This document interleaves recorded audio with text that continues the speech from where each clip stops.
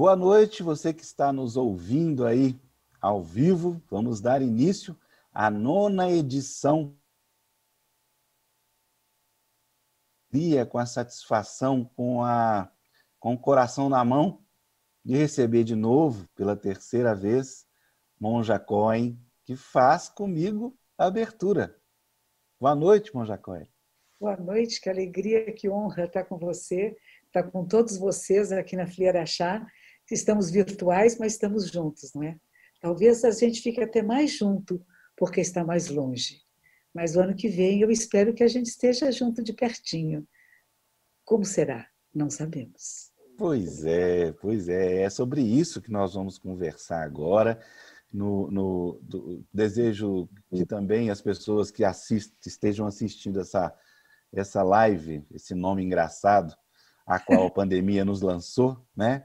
Fizemos já tantos encontros, afinal, todos os nossos encontros sempre foram gravados e depositados aí nessa página do YouTube, nesse momento que as pessoas estão assistindo. Estão assistindo também, Monja, pelo Facebook e pelo Instagram. Mas é no YouTube do Fliarachá que estão aí todas as edições anteriores, as 8 edições anteriores, da qual a senhora participou de 3 das nossas. Essa é a terceira. Então, quem quiser também se deliciar e ir aí nas edições anteriores, tem muita coisa boa. Mas o momento é esse, o momento presente é esse, no qual fomos lançados por forças que desconhecemos a esta sindemia, né? Mudou para sindemia, uma pandemia onde outras doenças estão presentes e interferem na presente, que é do SARS, né? O Covid-19. Então a pergunta não podia ser outra para a senhora que tem, na minha opinião, algumas, não todas, mas algumas respostas. O que está acontecendo? Nos ajuda. O que está acontecendo? Bom, o que está acontecendo com todos nós? A pergunta também é minha, né?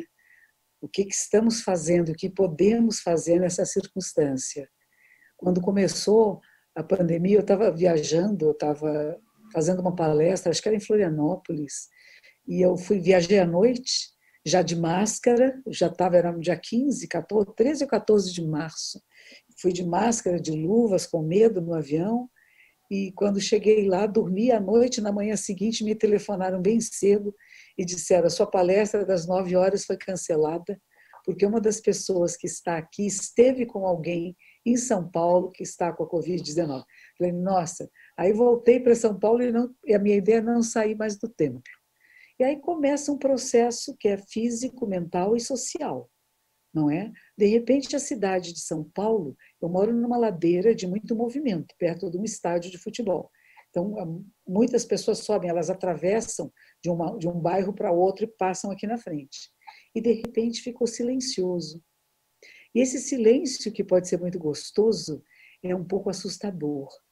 Tinha um hospital de campanha dentro do estádio de futebol.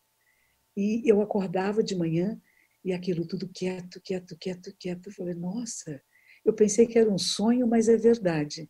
Isso está acontecendo. Porque no começo a gente não acredita que é possível. Um vírus lá de Wuhan, da China, e tudo aqui parou.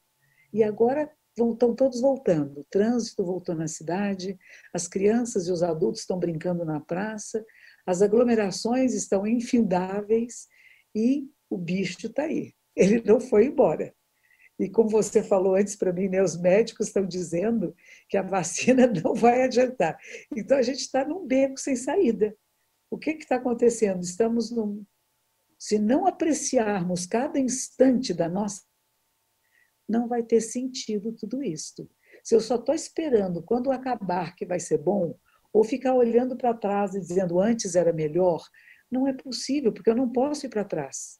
E nem posso acelerar o movimento do planeta Terra para passar por tudo isso muito rápido. Como é que o passado e o futuro ficaram idênticos, né? Interessante o que você está dizendo, no mesmo plano. É isso aí. Tinha um filme muito engraçado, era uma comédia americana, de um homem que quer comprar um controle remoto, que quando a mulher dele está muito chata, ela fica quieta. ou quando ele tem dificuldades, coisas que não estão boas, ele acelera e passa no tempo. Só que aí ele percebe, o filme é bom por causa disso, porque aí ele percebe o que ele perdeu. Ele não queria ter chateações, não queria ter dificuldades, não queria ter sofrimentos, queria só ter sucesso, queria só coisas boas, e ele perdeu a vida. Ele percebe quando ele está velhinho, já idoso, que não dá para voltar para trás. Então, viver cada instante desta, como é que você diz que chama agora, não é mais pandemia, é o quê? Sim, Sindemia. sindemia. A sindemia é quando a tuberculose caminha junto com os problemas respiratórios mais graves, estão acontecendo todas juntos. Então, os Não, médicos estão classificando agora como isso. que coisa grave, não é? Não é a pessoa que pega Covid, está com Covid, na Covid pega uma tuberculose. É o que está acontecendo, lamentavelmente. São várias outras doenças, por isso a importância de todo mundo vacinar de todas as doenças. A vacinação nunca foi tão importante na vida. Bem, mas é engraçado que eu vejo a senhora falar e me lembro dos preceitos básicos do budismo, onde nunca na história da humanidade o budismo foi tão presente, né? Aliás, presente é a palavra, né? Solicitado, né? Nunca fiz tantas lives na minha vida. Desde que começou a pandemia, mas, nossa, inúmeros canais de televisão, rádio, e muitas pessoas, atores, atrizes, enfim, apresentadores. Foi muito interessante isso. A procura sempre é como é que eu fico bem? A minha resposta é sempre a mesma: respiração consciente. Eu não sei se você se lembra, em todas as vezes que eu estive Claro, no claro. Fliaraxá, a gente fazia momento de respiração, né? Vamos fazer Vamos agora. fazer. Então, é isso. Todo Agora mundo assistindo a gente no Brasil e talvez no mundo. é isso aí. Então, a gente senta da metade para frente da cadeira, não encosta. A ideia é que você mantenha a sua coluna vertebral alongada. Estamos sentados nos isquios, que é a parte de baixo da ossatura da bacia. Então, a gente movimenta um pouquinho o tronco da esquerda para a direita como um pêndulo, para achar o eixo de equilíbrio. O corpo para naturalmente no centro. Nem muito para frente, nem muito para trás. Os ombros para trás e para baixo. Então, um alongamento da coluna vertebral não é tensão, é alongamento. E alongamento da cervical. A cervical é a parte nobre do corpo. Ela segura o cabeção, né? 5, 6 quilos. As orelhas em linha com os ombros, o nariz com o umbigo. Então, temos um alinhamento. As mãos, se vocês quiserem, a gente põe no mudra cósmico. A mão direita embaixo, a esquerda em cima, e os polegares se tocam bem de levezinho. Vocês percebem que esse movimento é uma elipse? Essa elipse, a linha que se forma, né, é dos planetas em torno do Sol. Por isso se chama a posição do cosmos. E nós abaixamos as mãos assim, nessa posição, e os dedos mínimos tocam o abdômen. E as costas das mãos estão nas pernas ou no espaço entre as pernas. Então, nós vamos dizer assim: nós estamos no cosmos, no universo, e o cosmos está em nossas mãos. Está mesmo. Depende do que você faz, fala e pensa, como é a realidade que você vive. E é isso que nós vamos perceber agora. Vamos fazer um momento de respiração consciente.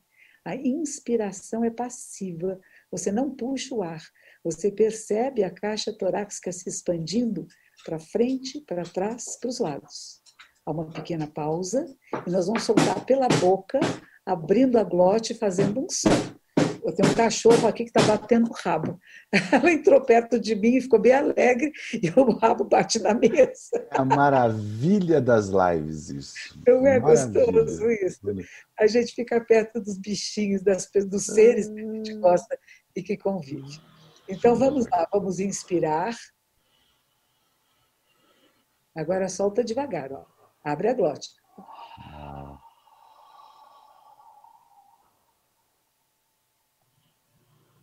A expiração é ativa e nós temos que fazer o mais longo possível e o mais suave. Não tem pressa, não é assim. Não, não é esse. É bem devagar. E você pode perceber que no final da expiração há uma pequena contração no baixo abdômen. Vamos lá de novo. Inspiramos.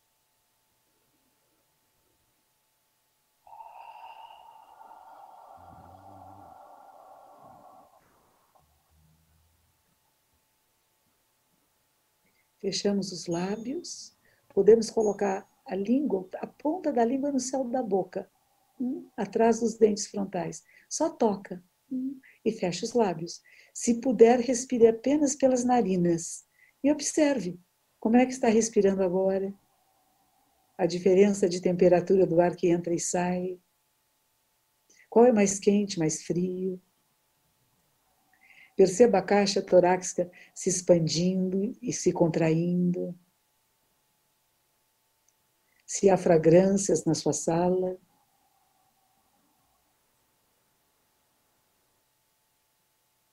Se a temperatura é quente, fria, média. Se as roupas que você veste são macias ou ásperas. Apenas sinta. Todos os sentidos estão em alerta, ouvindo todos os sons, próximos, distantes, vendo luz e sombra. E observando a sua mente. Se há pensamentos, não pensamentos. Se você pensa palavras, imagens. É só um instantinho desse de auto-observar-se. Até que você se torna a respiração e o que está acontecendo. Aí podemos colocar as mãos palma com palma e agradecermos. Sempre agradecendo a toda a vida do céu e da terra que estamos juntos aqui, virtualmente juntinhos, né? E eu acho interessante porque dizem que a inteligência artificial vai ter algoritmos, né? Os algoritmos das telas, dos computadores, dos celulares, vão ler nossas pupilas. E as nossas pupilas crescem e diminuem de acordo com o que você gosta e você não gosta. Então, ela vai até dizer para você quem você é, o que você gosta e o que você não gosta. Porque às vezes a gente não sabe. A gente pensa que gosta, mas a pupila, assim, o olho não mente. E essa oportunidade que a gente tem agora, de quando se encontra presencialmente, mesmo virtualmente, é olhar nos olhos. Não pode abraçar. Quando você abraça alguém, a cabeça desse alguém fica para lá, não é? Tem gente que abraça você e está olhando para o outro, está cumprimentando outra pessoa. Agora não tem jeito. A gente tem que olhar assim, de longe, né? Diz que é no mínimo 2 metros. Alguns dizem que é 8 metros. E Ô, que o vídeo monja, fica cá 20 entre minutos nós, passando. Você cá imaginou? entre nós, a senhora vai gostar desse departamento, porque eu já nos eventos que a gente já fez junto, que eu já segurei gente que queria beijar, abraçar você. É isso mesmo. E é assim, gente, com a mãozinha Eu, assim. eu explico, gente, cumprimenta, faz favor, é uma reverência, é cultural. Aí chega a É, pessoa, eu sei, mas eu posso dar um abraço? pois é, difícil, né? As pessoas, a gente tem um hábito aqui no Brasil muito de abraçar. E as pessoas que não estão abraçando estão sofrendo um pouco por causa disso, a importância do toque, do contato, né? Eu vivi primeiro na Inglaterra. Na Inglaterra, quando eu fui lá, muitos anos atrás, eu tinha 20 anos, 21 anos de idade, fazem mais de 50 anos, as mulheres não davam a mão para cumprimentar. Os homens se cumprimentavam dando as mãos, mulher não. Parecia coisa japonesa, baixava a cabeça. É Eu achei, mesmo? as mulheres não davam as mãos para cumprimentar. E eu estranhei isso, porque no Brasil eu era repórter, era jornalista, então eu atuava muito, não fazia diferença se homem ou mulher, né? Você cumprimenta da mesma maneira. Você está ficando com sono? Foi um pouquinho, mas não é porque não é por sua causa, não, é por minha causa mesmo. Preciso dormir mais. Você sabe quantas lives eu estou fazendo? Nossa, Bom, não vou nem te contar. Aliás, esse é uma pergunta bem própria, bem no momento certo. A senhora acredita que possa, de alguma forma, as lives feitas nessas telas gerar pelo menos um pouquinho do afeto presente no presencial? Eu tenho pensado nisso, acho que sim, né? tenho certeza absoluta. Eu tenho tido muito retorno de pessoas que pediram lives ou que assistiram lives e que vêm agradecer muito, muito, muito. É. Então, se a gente não tem aquele afeto, quero te abraçar, monja, eles mandam mensagens. Eu te amo, monja, quero te abraçar, que bom que a senhora existe. A senhora me salvou, eu estava entrando em depressão. Então, o que acontece? A prática meditativa, é isso que eu fiz com vocês, um minutinho aí de respiração consciente, isso é o pré-requisito para a meditação. Isso não é meditação ainda. Isso é plena atenção e respiração consciente, que pode nos levar a um estado meditativo. E a meditação, o que é? O encontro de você com você. Uma das lives que eu fiz recentemente foi com um neurocientista. E ele disse que quando você passa pessoas em meditação, passa em ressonância magnética, tem duas áreas do cérebro, mais ou menos aqui, que ficam escurinhas. Essas dois pedacinhos aqui. O resto do cérebro, a meditação está extremamente ativo. E essas áreas são as áreas que fazem a separação entre eu e o outro. Eu, o mundo interior e o exterior. E essa parte adormece. E aí você tem a sensação de que você é o outro, que você é o todo, que você está em comunhão com tudo que existe. Que os nossos povos indígenas vão dizer, né? As árvores são o povo de pé. E eu os reconheço como semelhantes. Não é como uma espécie distante de mim, porque há pessoas que acham que os vegetais não têm sensações, emoções, e o que se comprova hoje em dia cientificamente é que tem. Fizeram vários experimentos, né? A pessoa que cuida da planta, quando a pessoa entra na sala, a planta fica toda alegrinha, seria. E quando a pessoa que vai lá machuca, ela fica toda assustadinha. Então, tudo está vivo. E isso é uma coisa que Buda dizia há 2.600 anos atrás. E quando eu encontrei essa tradição, eu falei, nossa, isso faz sentido. Você sabe que eu escrevi muitos livros nessa pandemia, né? Ah, é? Conta. Qual é a dica sobre o quê? Conta. Em janeiro, uma editora veio me procurar e pediu 2 livros, um primeiro semestre, outro para o segundo semestre. Aí outra editora também veio procurar e pediu outro livro, então eu já tinha 3. No meio que eu estou escrevendo o primeiro livro, que chamou Ponto de Virada, chegou uma outra editora e pediu mais um livro, então 4. Aí veio mais um, da Vozes. A Vozes me chamou para fazer com Anselm Grun, que é um monge beneditino. Esse eu Sim, uma acabei de escrever, maravilha. mandei ontem à noite para o editor. E escrevi um auto. Como é que se chama quando você faz sozinho? Um livro. Autorretrato? Hã? Não, que autorretrato? Autorretrato? Não, um Não. livro que não tem editora. Eu, Ah, o Independente. independente, Zay, fiquei independente de repente, 73 anos. É uma época boa de ficar independente, né?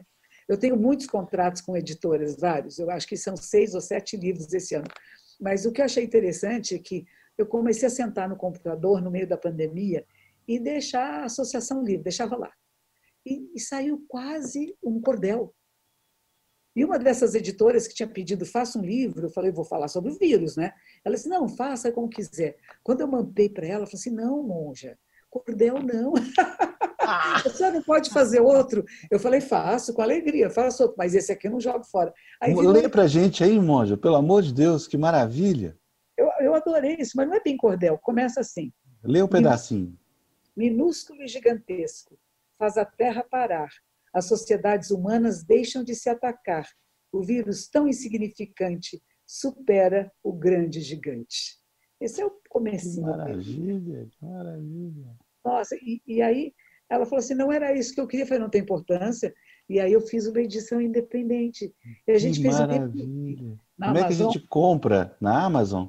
Você acredita que o dia que lançou, a menina que me ajudou a fazer, é uma mocinha, ela disse assim, o primeiro dia tem que ser de graça, moja. Eu falei, tá bom, vai de graça.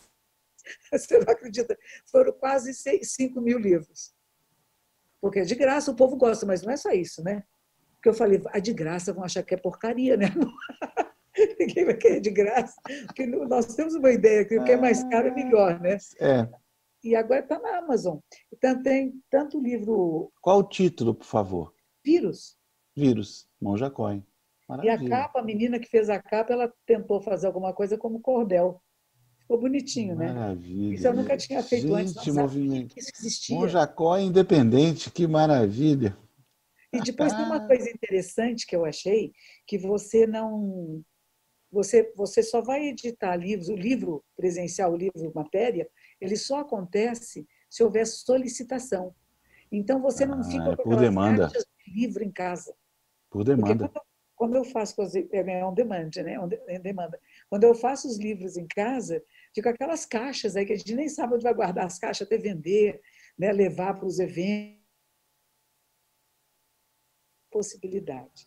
A Papyrus também me pediu um outro livro, que vai ser para o ano que vem, comecinho do ano que vem. Daniela Então, manda em mim, manda na Cira. Então, super Daniela. Nossa, é uma coisa muito Adoro a bonita. Daniela.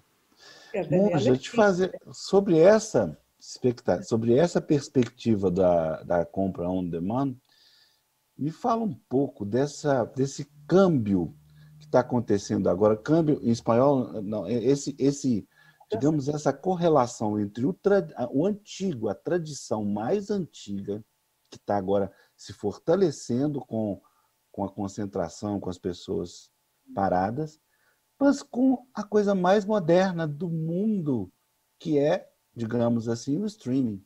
Como é que você está vendo essas coisas tão distintas se colarem? Juntas, não é bonito isso? Nós estamos vivendo uma época híbrida, não só do presencial e do virtual, não só do antigo como do novo, e nós estamos nisso, nós somos esse momento. Nós somos seres desta era. No Japão, isso é uma coisa que me impressionava muito, que os jovens lá com os cabelos pintados, com as caras de bravinho, assim, cheios de correntes, levantando para dar lugar para os idosos sentados no trem. Eu falei, olha que maravilha, né? Quer dizer, tem uma coisa dessa cultura antiga, dessa educação antiga, que não se perde porque o novo chegou. Quem está fazendo um trabalho interessante é o professor Clóvis de Barros Filho. Ele está lendo Querido, clássicos. querido. Ele está lendo a Odisseia e está oferecendo às pessoas que comprem o livro e leiam. Lê um trecho por dia. E ele comenta. Ele é maravilhoso, ele é divertido, né? Então, ele comenta os trechos que nós estaremos lendo em casa pela live. Ele faz uma live todos os dias. Ele vai fazer um ano inteirinho dos clássicos. E começou com a Odisseia de Homero. Então, é muito bom. Ele instiga as pessoas à leitura. Ele diz assim, não é só me assistir aqui. Se você não quer ler, tudo bem, mas o ideal é que primeiro você leia o texto. Aí você assiste a minha maneira de falar, e depois você lê de novo o que você já tinha lido. E você vai... Gostei disso, Monja. Fala um pouquinho da capacidade que a leitura tem de nos aproximar do eterno, do divino, e ao mesmo tempo do mais moderno, né? Pois então, é exatamente o que está acontecendo agora, né? Os nossos textos e os textos que nós temos, os clássicos e os textos atuais que se tornarão clássicos, alguns deles, que já são clássicos, então coisas que a gente tem acesso, às vezes não podemos encontrar o autor, não podemos conversar com o autor, porque mesmo essa nossa conversa, por mais longa que fosse, ela é um pouco curta. Por exemplo, o Victor Hugo Mãe, né? Dá vontade de conversar com ele para sempre. Mia Couto é outro que é uma maravilha. E não são só eles, né? É muito gostoso a gente conversar sobre a vida, o sentido, o que estamos fazendo aqui, como que você transforma isso em palavras, em poemas, em desenhos, né? É de uma riqueza tão grande.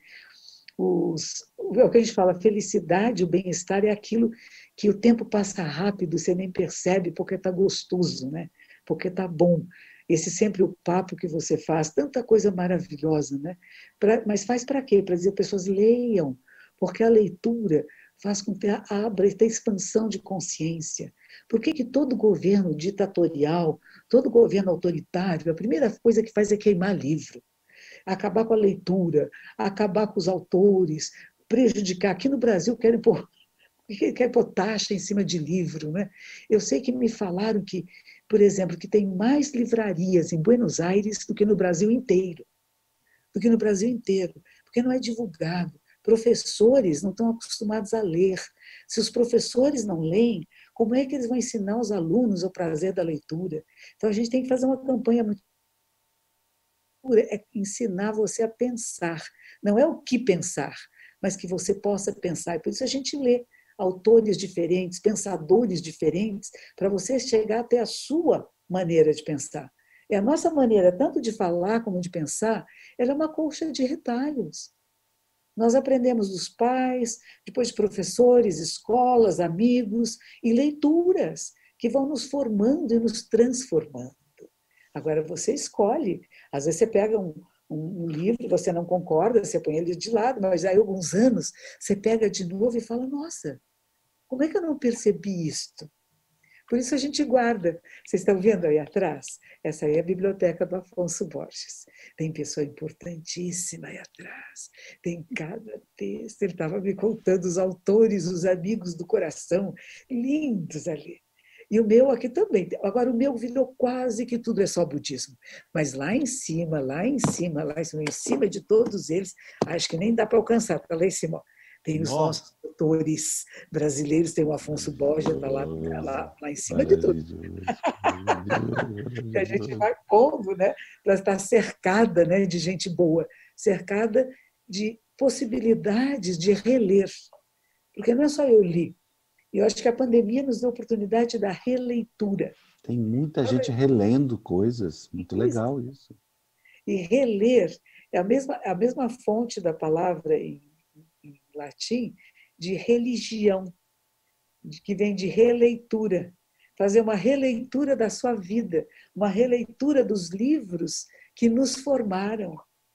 Esses dias peguei um pedacinho lá, estava procurando uma coisa sobre Nietzsche, aqui na Wikipedia, nem estava lendo os livros dele, e de repente eu falei, nossa, eu li isso quando eu tinha 18 anos de idade, e me modificou tanto. Foi tão importante para mim, e eu nem me lembrava o que ele tinha dito. Mas aquilo que eu li com 18 anos de idade, quando eu procurava o caminho, a verdade, Deus, o que é, e eu encontrei Nietzsche, foi um dos autores que eu encontrei, ele me transformou, ele me virou. E, de repente, agora, quando eu leio, eu falei assim, nossa, ele parece budista. Aí o Spinoza, nossa, eu fui descobrir, eu nem sabia, o Spinoza era português. Ele era filho de portugueses. Eu fico tão honrada. Era filho de portugueses, que eram judeus portugueses, fugiram da Inquisição e foram para a Holanda. E depois ele foi até expulso, ele se tornou judeu e foi expulso da sinagoga, porque aquilo que ele falava de Deus não batia com o que eles acreditavam. Né? Então, são pessoas importantes que questionam. A gente tem que questionar a realidade, questionar aquilo que é dito como isso é verdade, ele é fixo, a gente fala não tem nada fixo, e a nossa mente muda. Quando alguém fala, eu penso assim e não paro de pensar assim, não, abra a mão. Eu insisto muito com isto. Abre as mãos e nelas cabem todo o universo. Você segura, eu só penso assim, eu sou sempre assim, isso é que vai dar autoritarismo e todo um sistema que eu não concordo. Mas é interessante, porque não é só no Brasil, é no mundo, né? E o mundo está dividido. E isso é uma coisa junto a esta pandemia. E a pandemia nos faz ver as pessoas que dizem não preciso de máscara, não tem importância, porque vai todo mundo ser contaminado mesmo, não tem jeito, então não vou me proteger e não vou pegar. E se pegar, não tem importância. É bem um pensamento assim, que o mundo está dividido mesmo. E olha o que está Pois é. acontecendo na Europa agora, né? Está Pois tendo é. uma segunda onda. Puxando um pouquinho para isso, dando uma virada na nossa conversa, não foi fruto da pandemia, não. Mas eu acredito que a pandemia tenha aprofundado algumas questões fundantes do ser humano. Uma delas, e que já foi objeto de um estudo seu, por isso que também eu pergunto, são as pessoas más, são os demônios, né? São as pessoas que eu não acreditava que existissem. Eu vou falar bem a verdade. Eu acreditava que as pessoas tinham opiniões diferentes, mas hoje eu acredito que existem pessoas más. Como isso tem Infelizmente. remédio? Como é que a gente trabalha isso no nosso universo, digamos assim, pacífico, pacifista? O fato de nós vivermos num universo de mais harmonia, de mais respeito, eu falo da democracia participativa, né? Que um ouve o outro, dialoga para entender, mas há pessoas que isso é impossível. E, e aí Buda dizia assim, nós devemos nos apiedar daqueles incapazes do amor, do diálogo, porque eles não tiveram essa oportunidade na sua vida. O que fez uma pessoa se tornar assim tão má? E às vezes eu penso nisso, eu falo, devia ter sido um bebezinho tão bonitinho, né? Eu pensar, nasceu, era um bebezinho. Já devia ter tendências genéticas, claro, mas essas tendências genéticas foram estimuladas pelo grupo em que nasceu, ou como conviveu, essa família, as escolas onde esteve, os amigos com o qual se cercou, né? Os livros que leu, são escolhas. O que as pessoas estão escolhendo? Nós temos determinadas escolhas, há outras pessoas que têm outras. E é um pouco assustador, porque elas se tornam realmente perversas. Elas vão desenvolvendo um grau de perversidade, de maldade, que você pensa que é impossível, né? Eu vou preferir, sei lá, desmatar toda a Amazônia, porque eu vou fazer plantação de soja e vou ter gado, mas não é bem por aí. Nós não vamos ter chuvas, nós não vamos ter alimentos suficientes para o resto da população mundial, nós vamos ter ar para respirar saudável. Então, são coisas que você fala, peraí, aonde que eles se perderam, né? A ganância. A gente fala, tem 3 venenos que pegam o ser humano: ganância, raiva e ignorância. Eles estão juntos, eles são misturados. Não são assim, estão separados, né? Eu quero mais coisas. E não tem visão, porque a verdadeira ganância é o bem de todos. O maior altruísta é o maior egoísta. Lembra? Essa é uma frase do Milor Fernandes que eu adoro. O verdadeiro altruísta é egoísta, porque sabe, só quando eu fizer o bem para todos eu vou ser feliz, porque vai recair sobre mim. Se tiver oxigênio bom para todos, se tiver emprego, saúde, alimento, se todos forem bem cuidados, vai ser bom. Agora, outra coisa interessante é o SUS, né? Você veja que o Brasil, que é menos dramático do que os Estados Unidos, que não tem SUS. Estados Unidos não tem sistema único de saúde, não tem acesso aos hospitais, as pessoas estão morrendo assim aos milhões, né? Mais do que aqui, é mais grave do que aqui. Morrem em casa. Em casa, nas ruas. Na Sem Colômbia, na tratamento. rua, né? Na Colômbia, corpos nas ruas que não tem nem quem tire. A coisa É. é grave. E conforme o país da Índia, então, a gente não quer nem pensar o que está acontecendo lá, né? Mas olha, tocando nesse assunto mesmo, e indo um pouquinho mais fundo, Hum. o que dizer para um comportamento que está, infelizmente, tomando conta, que são os depressivos? Cada vez mais eu ouço, e não sem razão, né? A gente às vezes fala, poxa, por que a pessoa está deprimida? Não, perdeu a mãe, perdeu o pai, está numa situação difícil em casa, sem conseguir sair. Quer dizer, é uma depressão que até se justifica em certa medida. Hum. O que dizer para essas pessoas? Bom, existe uma coisa que é tristeza, né? A gente fica triste, fica deprimido, mas não é a doença da depressão. Tem uma coisa que é chamada doença da depressão, que tem que tomar remédio. E aí tem que ter terapia e remédio. Não é uma coisa só. Eu perdi minha mãe, estou triste, estou passando luto. Luto é necessário. E essa tristeza do luto é necessária. Não é para fugir, não é para ficar tomando remédio, tem que ficar alegrinho, não tem que ficar alegrinho. Morre uma pessoa querida, a gente fala, tem uma tessitura da vida, né? Morre, fica um buraco. E não adianta você dizer que você vai pôr uma coisa aqui dentro, não vai. Você vai ter que serzir de novo relações e pegar aquele fiozinho lá que se perdeu, demora. Tanto que a gente fala, são 49 dias, pelo menos, para a pessoa se refazer. Para aquele que morreu entender que morreu e ir para a luz infinita, e aquele que ficou poder refazer a tessitura da vida. Porque fica. Então é natural, não pode dizer. Muitas pessoas vêm pedir para mim para fazer cerimônias memoriais online, à distância. Uma senhora de Portugal, ela me mandou uma coisa muito bonita, sabe? A tia querida, que era quase a mãe dela, morreu da Covid-19. Não teve velório, não teve enterro, e ela me mandou fotos que ela foi até a praia, comprou um buquê de flores brancas e jogou no mar. E ela disse assim, essa é a minha homenagem à minha tia. Eu falei, que bonito, não é? Então, nós podemos encontrar meios de nos despedir das pessoas queridas que vão antes de nós, sem precisar ir ao velório, sem precisar olhar para o morto, né? Existem maneiras de fazê-lo, que é um carinho maior. E se fica um vazio aqui, também fica pleno, porque se essa pessoa foi tão querida, que deixa saudades, ela deixou coisa boa em você. Então você tem que pegar essas coisas boas e se tornar essa pessoa boa. Não só dizer eu perdi, você não perde. Se você conviveu com um ser inteligente, agradável, esse ser vive em você, dá vida na sua vida. Então, a gente tem que trabalhar esses sentimentos e percebendo que a gente não perde nada. Não há nada a perder, não se ganha nem perde. O Lavoisier de novo.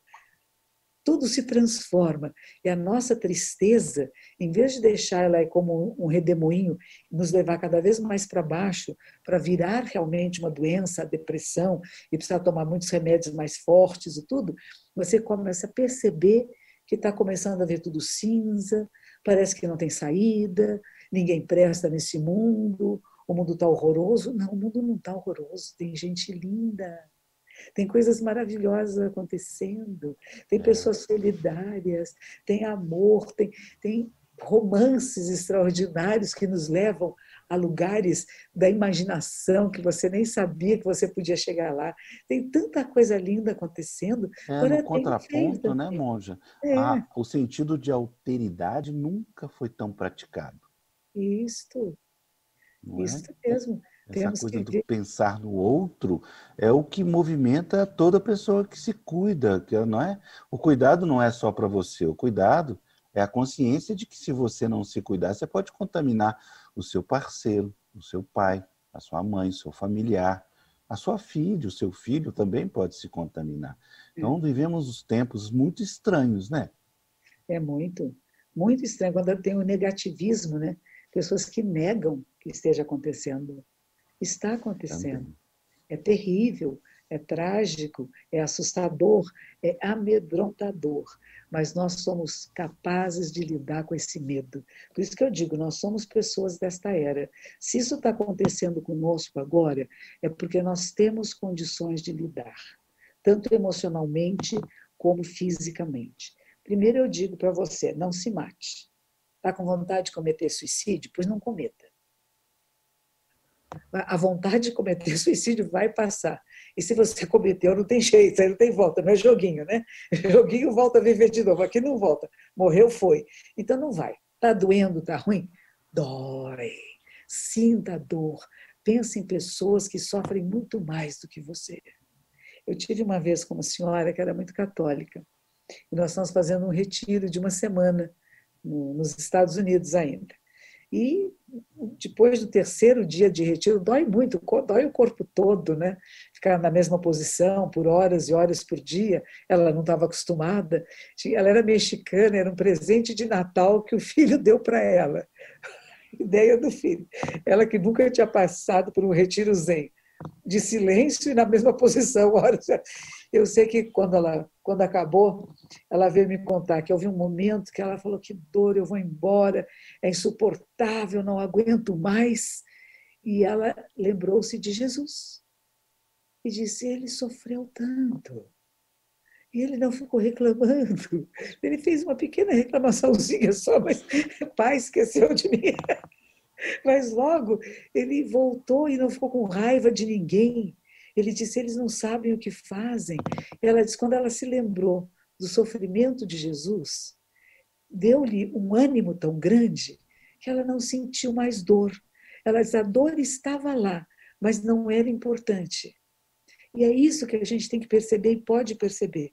A dor está aqui em nós, das pessoas que estão morrendo, das doenças, do nosso medo da doença, da nossa mudança de ficar preso em casa, é uma cadeiazinha, né? Mas você pode fazer da sua cadeia um templo sagrado, um lugar sagrado. Ou você pode fazer um inferno. É aquele livro que eu fiz com o professor Exatamente, dela, estava né? me lembrando dele. Nem anjos, nem demônios. Anjos e demônios. Depende das nossas escolhas, virtudes ou vícios. Então, como que você está agora nos assistindo na sua casa?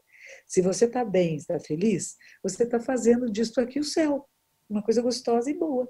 Aí, de repente, você fala: ai, que horror, eu queria estar lá, eu queria beijar a monja, eu queria agarrar o Afonso, não, está tudo ruim. Aí pronto, aquilo que é tão bom, que a gente está tendo essa convivência, a gente está tendo esse encontro, você transforma isso numa coisa prejudicial quando ela é benéfica. Então tem tudo a ver, ó, com a nossa cabecinha. Por isso que é preciso conhecer como que funciona a mente humana, a sua mente. Não somos iguais, mas semelhantes. E você pode fazer de cada instante um instante sagrado, precioso, único. Nunca mais se repetirá esse momento. Não é, Afonso? Pois é, eu estava aqui minha cabeça borbulhando com as suas palavras, e lembrando do ano passado, você esteve aqui com a gente em Araxá, e do volume imenso de crianças. Afinal de contas, o Fleiraxá é dos adultos para a gente fazer um bom festival, mas o Fleiraxá é das crianças, né? Nós tivemos um volume das escolas, nossa, é tão bom. E aí fiquei pensando nisso, monja, tá difícil para as crianças ficarem sem seus coleguinhas, mas Hum. também é um processo de aprendizado, né? Ócia, eu vi o presidente de Portugal, que era um professor, né? A professor Marcelo, aposentado. professor Marcelo. Que coisa linda! Ele deu numa sala de aula, falando para a população, falando para as crianças, dizendo: o que vocês estão aprendendo aqui, vão contar para os seus filhos, netos, bisnetos. É um aprendizado de vida. Isso vale muito mais do que apenas o que você possa ter o currículo escolar. Vocês estão tendo uma experiência rara, única. Então, apreciem isso. E eu acho que é importante. Primeiro, teve coisas interessantes. Pais que não estavam acostumados a ficar com filhos e filhos que não estavam acostumados a ficar com os pais. Então, nós tivemos uma reunião, uma recomposição de um relacionamento familiar que em muitos lugares não existia mais. Pais saem de manhã cedo ou põem a criança na creche ou vai para a escola, né? E chega de noite e já vão dormir. Então, não tem muita interação. Talvez façam uma refeição por dia juntos. Não é possível agora. E tinha uma senhora que vinha falar comigo, uma jovem senhora, quer dizer, monja, meu filho, ele é muito impertinente, ele fica pulando no sofá, ele não me obedece. Eu falei, que bom, agradeça. Você tem um filho inteligente, saudável, cheio de energia. Pule no, Normal, inclusive, ele é bem normal. pule no sofá com ele, pare de reclamar. E é isso. Exatamente, Então, está tendo exatamente. uma transformação.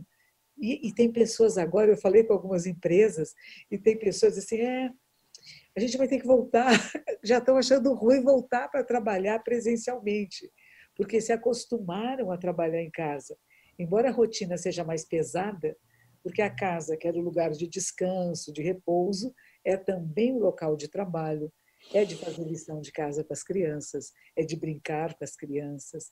E o que é importante é que quem convive junto se ajude mutuamente.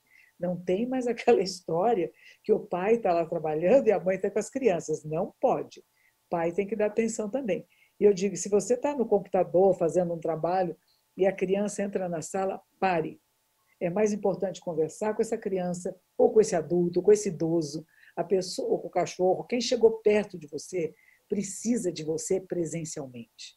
E o que está aqui, você pode parar por alguns minutos, depois continuar salva e dar atenção. E depois você volta. Porque se você disser para alguém, você está me atrapalhando, isso fere tanto, isso dói tanto. Sabe? Dizer para alguém, vai embora, sai daqui, que horror. Dói muito, então não faça isso com ninguém.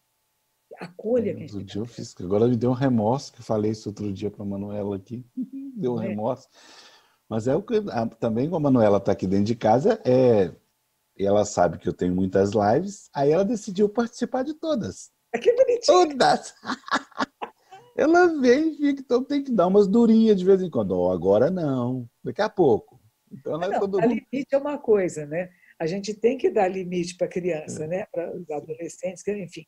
A gente tem que dar limite para quem convive conosco nos nossos horários de algumas atividades. Mas não é mandar embora. Sai! Porque tem gente que fica bravo, né? E De aí, qualquer forma, Monja, também, será que nosso cérebro, aí também junto com a nossa alma, não está acontecendo uma mudança bastante interessante, que é a seguinte: as pessoas saíam para trabalhar, iam para um escritório anódono, é, limpinho, cheio de gente que chega lá e limpa. Outro dia uma pessoa, um amigo meu, falou assim, eu não vou fazer mais, eu não vou voltar mais para o meu escritório. Eu falei, por quê? Porque agora, olha, ninguém precisa ir lá limpar. E depois que eu lembrei que tem gente que tá limpa, realmente. Então a gente vai para um ambiente que tudo está preparado para o trabalho. isso. Quando você traz o trabalho para o seu ambiente de vida, de residência, e o trabalho se mistura, que eu estou fazendo ela agora para a senhora. O que fazer da vida? Qual é o significado da minha vida? Por quê? Porque antes era o trabalho. Hoje não é mais não, né? É isso aí, não é bonito o que aconteceu? Porque, de repente, também aqui. Eu viajava muito, estava mais em aviões, em carros, e, de repente, fiquei em casa. Aí, o que eu tenho que fazer? Limpar a casa. Tem que limpar, tem que lavar roupa, tem que cozinhar, tem que limpar a cozinha, tem que pensar no que vai comer. E são 3 refeições por dia. Você tem que pensar 3 vezes por dia. Nossa! E o tempo que eu achei que eu ia ter mais tempo, ele ficou menor. E foi muito interessante isto, de entrar em contato de novo com aquilo que é a essência da nossa sobrevivência e que nós precisamos cuidar de nós. Não é só ter cuidadores, mas você pode cuidar da sua vida, da sua alimentação, da sua casa, do seu espaço e da sua profissão e do seu trabalho simultaneamente. Então a gente teve que aprender a reconectar-se com tudo isso que acontece, com família, com distanciamento, com plataformas. Aprendi tantas plataformas durante essa pandemia que eu nem sabia que existiam, né? No começo eu fico aflito, depois você vai acostumando, é assim mesmo, né? Eu acho que tem uma coisa importante. Eu conheci um senhor há muitos e muitos anos atrás, quando eu comecei a praticar o Zen budismo. Ele era meu vizinho em Los Angeles. Naquela época ele tinha 89 anos, 87 anos de idade. Chamava Walter Schitz. E ele tinha várias amigas mais ou menos da minha idade, que eram por volta dos 30 anos. E ele dizia para mim assim: nessa idade que você está agora, você começa a querer pensar qual é o sentido da vida. E você se compara com outras pessoas, o que fizeram e não fizeram. Ele diz assim: sabe qual é o sentido da vida? E eu toda, o que eu quero dizer? Viver. Viver. Cada instante é sagrada. Como é que você está vivendo esse momento? A analogia que eu faço é: nós estamos no planeta Terra, a gente não consegue sair dele, né? Algumas naves espaciais vão pertinho, mas não muito longe. A gente está grudado no planeta Terra pela força da gravidade. Ela está girando em torno de si mesma em 24 horas, e em torno do Sol em 365 dias, aproximadamente, né? Nós não podemos ir para trás nem ir para frente. Nós somos esse instante. E se a gente aprecia o que está acontecendo agora, nesse minuto, a sua vida desabrocha. Agora, se você só reclama e resmunga, uma das regras de São Bento é essa, eu não canso de repetir, porque a maioria da população do Brasil é católica, cristã. Aí São Bento, todo mundo já ouviu falar, os beneditinos, né, que meditam, né, que trabalham, meditam, cantam, que é uma beleza, né? O que São Bento dizia? É proibido resmungar. É proibido até mesmo o murmúrio correto. Sabe, ficar reclamando? Isso leva à depressão, isso leva à tristeza, isso leva à vontade de que eu vou me matar, não tem mais nada para fazer, não tem nada bom. Olha, tem tanta coisa bonita, mas às vezes nós somos incapazes de ver. Então, eu acho que as nossas práticas de autoconhecimento, de meditação, as leituras, fazem a gente ir tirando um pouco esse véu de escuridão que a gente colocou, nós que colocamos. Ele não estava. Tem muita coisa feia, errada no mundo, nossa. A gente pode ser um monstrinho, cada um de nós. Cada um de nós dá a causa, a condição certa para ver como a gente pode fazer muita maldade. Mas a gente tem um treinamento de dizer: não vou fazer. A vontade vai dar, mas não faço. E aí você tem essa capacidade de transformar uma energia que podia ser prejudicial, destrutiva, numa energia criativa. Então, em vez de ficar em casa reclamando, escreva, desenha. Está com muita raiva, escreve uma história bem feia. Pronto. Ai, pôs para fora a raiva. E aí você lê de novo, você modifica, corrige, e até aquela raiva toda vai embora. Escrever é tão bom, não é, Afonso? É Nossa! gostoso. Eu fico com a boca cheia d'água quando eu falo, vai escrever. E às vezes é complicado. Por exemplo, pedi para eu fazer um livro com Anselmo Grum. Anselmo Grum, eu conheci aqui em São Paulo, é um beneditino, tá? Falei: nossa, esse é um cara que sabe longe, mas a vida inteira no mosteiro. Eu saí do mosteiro, eu estou no meio da cidade. Você não sabe o que foi isso. para eu romper os meus obstáculos mentais de que eu ia falar com uma pessoa que era mais do que eu. Nossa, eu tive que lembrar da barba branca dele, da voz. Eu tive que refazer tudo. E o livro ficou meio travado, sabe? Você escrever e travava. E escrever e travava. Eu falei, o que é isso? Aí eu lembrei de uma cena muito simples do meu mosteiro, quando eu estava no mosteiro, que de manhã cedo a gente acordava, eu tinha 15 minutos para ir ao banheiro, trocar de roupa, guardar tudo que era roupa, as cobertas, tudo dentro do armário, e estar sentada na sala de meditação. E quando você está na meditação, alguém lá fora está tocando um sino. Dom, dom. Eu entrei nesse lugar e o livro saiu. Saí da dualidade, eu e o outro. Ele é melhor do que eu, ele é mais do que eu. Não tem mais nem menos, né? Se me convidaram a escrever com ele, ele vai falar do cristianismo, eu vou falar do budismo e pronto. E é o que eu sei, eu não sou outra pessoa, só posso dizer o que eu sei, o que eu experimentei. Mas é engraçado, porque pega, de repente eu me senti ali, nossa, travou, por que travou? Quando eu fui fazer o livro com o Cortella, também foi assim. Foi muito interessante. O primeiro encontro, nós ficamos 4 horas conversando. Só ele falou,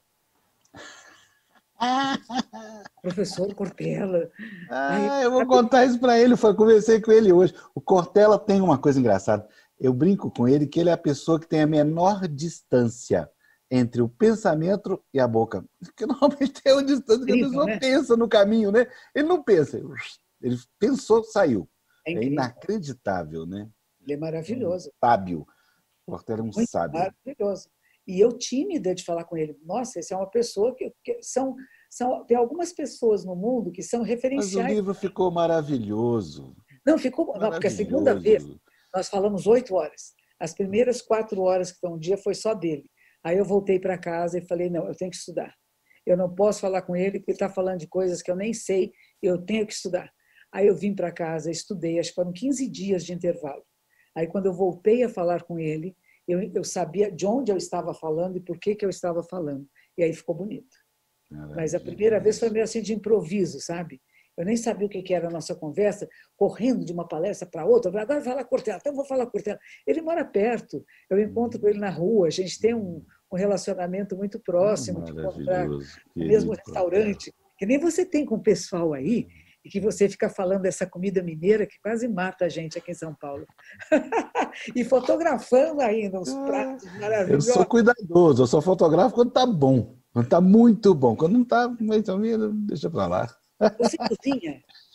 Um pouco, mas aqui quem cozinha é a Ivonete maravilhosa, minha secretária, que continua firme aqui, bem Que, cuidada, que bom, bem cuidada, segura e firme aqui.